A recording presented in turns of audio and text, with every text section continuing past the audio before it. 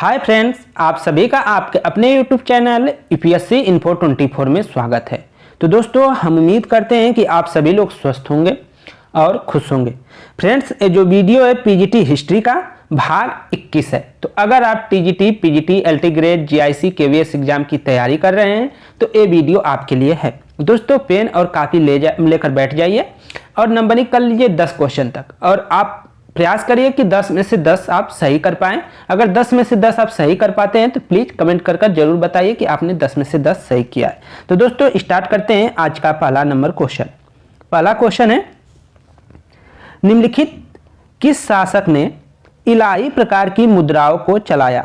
निम्नलिखित में से किस शासक ने इलाही प्रकार की मुद्राओं को चलाया था? ऑप्शन ए है शेरशाह सूरी, ऑप्शन बी है हुमायूं, ऑप्शन सी है अकबर, ऑप्शन डी है बाबर। आंसर हो जाएगा दोस्तों सी सही हो जाएगा, अकबर। अकबर ने इलाही प्रकार की मुद्राओं को चलाया था। इसने इलाही धर्म भी चलाया था, इसको भी याद रखेंगे। तो आंसर आपका सी के साथ जाता है। अगला क्वेश्चन है, बहुत ही इंपॉर्टेंट क्वेश्चन है और थोड़ा कठिन भी हो सकता है। प बाकी शब्द से तात्पर्य है। प बाकी शब्द से क्या तात्पर्य है ये बताना है। ऑप्शन ए है मंदिर, ऑप्शन बी है कर, ऑप्शन सी है गांवों का समूह और ऑप्शन डी है भूमि। तो आंसर हो जाएगा दोस्तों डी भूमि। ठीक है, पर बाकी शब्द से जो तात्पर्य है वो भूमि से तात्पर्य है, इसको नोट कर लीजिएगा। आगे चलते हैं 3 नंबर क्वेश्चन। ये भी इंपॉर्टेंट क्वेश्चन है, इसको देखिए। गंगेकोंड चोलपुरम की स्थापना किसने की थी? गंगेकोंड चोलपुरम की स्थापना किसने की थी?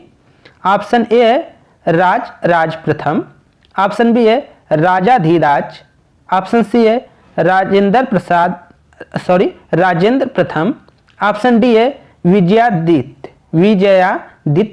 तो आंसर आपका सी के साथ जाता है दोस्तों, राजेंद्र प्रथम। राजेंद्र प्रथम ने गंगकोंड चोलपुरम की स्थापना की थी और इस उपाधि को भी धारण किए थे, ये याद रखिएगा। तो ऑप्शन आपका सी के साथ जाता है। आगे देखते हैं 4 नंबर क्वेश्चन। निम्नलिखित में से कौन चोल शासक युद्ध भूमि में राजा घोषित हुआ था? कौन सा चोल शासक था जो युद्ध भूमि में राजा घोषित किया गया था? ऑप्शन ए है राजेंद्र प्रथम, ऑप्शन सी बी है राज प्रथम, ऑप्शन सी है राजेंद्र द्वितीय, ऑप्शन डी है राजा धीराज। तो आंसर हो जाएगा दोस्तों 4 का सी सही हो जाएगा, राजेंद्र द्वितीय। राजेंद्र द्वितीय को इस जो चोल शासक था युद्ध में ही इसको राजा घोषित किया गया था। तो ऑप्शन आपका सी सही होता है। आगे देखते हैं 5वां नंबर क्वेश्चन, बहुत बार पेपर में पूछा गया है। श्रीलंका के उस राजा का क्या नाम है जो अशोक के समकालीन थे? श्रीलंका के उस राजा का नाम बताना है जो अशोक के समय राजा थे या उसके समकालीन राजा थे, ये बताना है आपके। ऑप्शन ए है अभय, ऑप्शन बी है देवान पिया तिस्सा, ऑप्शन सी है मूता शिवा, ऑप्शन डी है पंक दुला। तो आंसर हो जाएगा तीसा। तीसा जो थे दोस्तों उस समय जब अशोक थे तो अशोक के समकालीन थे। इनका पूरा नाम था देवाम पिया तिस्सा, या कहीं कहीं तिस भी लिखा रहता है, तिस। तो उसको भी नोट कर लीजिएगा। तो ऑप्शन आपका बी के साथ जाता है। अगला क्वेश्चन, बहुत आपने बाहुबली मूवी देखी है तो इसको आप जरूर बताइए कि बाहुबली 1, 2 बहुत देखा है, बहुत बार देखा है और उसमें महिष्मती का भी नाम आता है। तो अब आपसे क्वेश्चन है, महिष्मती शहर किस महाजनपद में स्थित था? जो महिष्मती शहर था वो किस महाजनपद में स्थित था? ऑप्शन ए है वत्स, ऑप्शन बी है मत्स्य, ऑप्शन डी है अरसी है अवंती, ऑप्शन डी है अस्माक। तो आंसर क्या होगा दोस्तों? तो आंसर आपका सी हो जाएगा अवंती। जो महिष्मती शहर किस महाजनपद में स्थित था? तो वो अवंती में स्थित था, इसको याद रखेंगे। और जो महाजनपद की बात आ रही है तो 16 महाजनपदों में से एक था। ठीक है, अवंती भी। आगे चलते हैं दोस्तों 7 नंबर क्वेश्चन। प्रसेनजीत कहाँ का राजा था? प्रसेनजीत कहाँ का राजा था ये बताना है। ये भी पीजीटी का क्वेश्चन है। काशी का, कोसल का, अंग का, वत्स का। तो आंसर हो जाएगा दोस्तों इसका 7 का जो आंसर हो जाएगा वो बी सही हो जाएगा, कौशल का। दोस्तों पीजीटी या टीजीटी हो, दोनों में यूपी अगर एलटी ग्रेड देने जा रहे हैं, यूपी जीआईसी का भी पेपर देंगे आप, प्रवक्ता का या असिस्टेंट का ही देंगे, असिस्टेंट प्रोफेसर का जो पेपर होने वाला है, तो उसमें इस टाइप का क्वेश्चन आपको देखने को मिलेगा। तो आप अगर इस टाइप के क्वेश्चन को कर रहे हैं जो थोड़ा सा कठिन है, ध्यान रखिए कि एकदम ये नहीं है कि ये नेट की तरह पूछता है इधर उधर घुमाकर, घुमाता नहीं है, ना सीटेट की तरफ है कि क्वेश्चन को इधर उधर फिरोकर पूछेगा।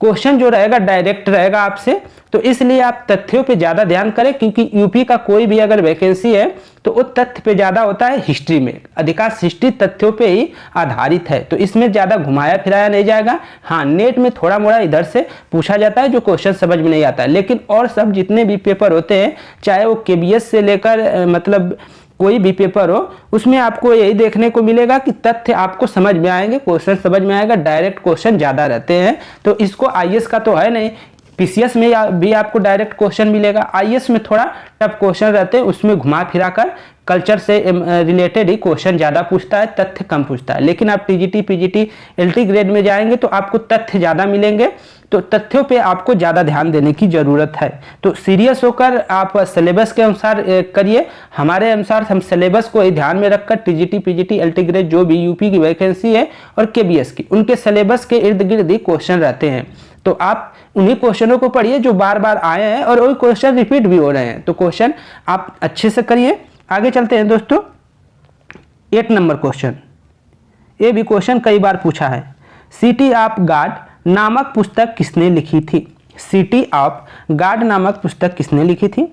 ऑप्शन ए है संत साइमन, ऑप्शन बी है संत ऑगस्टाइन, ऑप्शन सी है संत पाल और ऑप्शन डी है संत जोसेफ।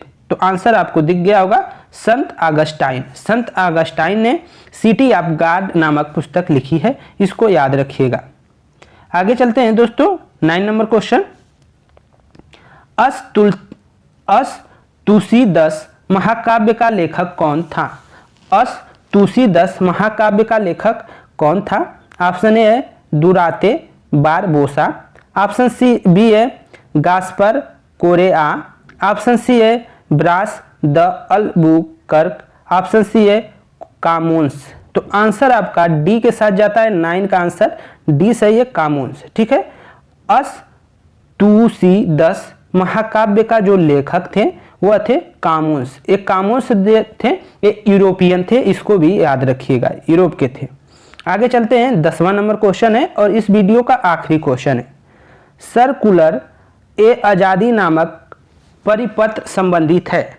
सर्कुलर ए आज़ादी नामक जो परिपत्र है वो किससे संबंधित है या किसने निकाली थी, ये बताना है। ऑप्शन ए है लाला हरदयाल से, ऑप्शन बी है तारकनाथ से, ऑप्शन सी है जीडी कुमार से, ऑप्शन डी है रामनाथ पुरी से। तो आंसर आपका डी सही होता है, रामनाथ पुरी से।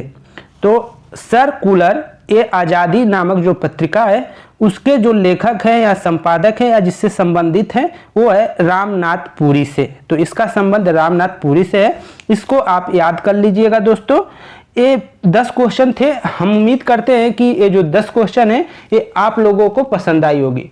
रह गई बात, ये सर्कुलर ए आज़ादी जो नामक पत्रिका है इसका रामनाथ पुरी से संबंधित है। जब 1907 में कनाडा में रामनाथ पुरी ने निर्वासित जीवन व्यतीत कर रहे थे, उसी समय इन्होंने सर्कुलर ए आज़ादी जो ये पुस्तक है उसको बांटा। ठीक है, और उसने स्वदेशी आंदोलन का भी समर्थन किया था इसी में। तो ये सब चीज़ें हैं, ये क्वेश्चन है। तो दोस्तों क्वेश्चन कैसा लगा, क्वेश्चन क्या मतलब अच्छा है? अगर अच्छा है तो कमेंट में ज़रूर बताइए, आपको अच्छा लगा हो तो। अगर वीडियो थोड़ी भी अच्छी लगी हो तो प्लीज़ लाइक करें और चैनल को नए हैं तो सब्सक्राइब करें। और सभी लोग कमेंट करते रहते हैं, जो भी दोस्त प्यार देते रहते हैं या नहीं देते हैं उनको तहे दिल से शुक्रिया। और दुर्गेश जी आपको तहे दिल से शुक्रिया, आप बहुत सपोर्ट करते हैं। तो नमस्कार साथियों।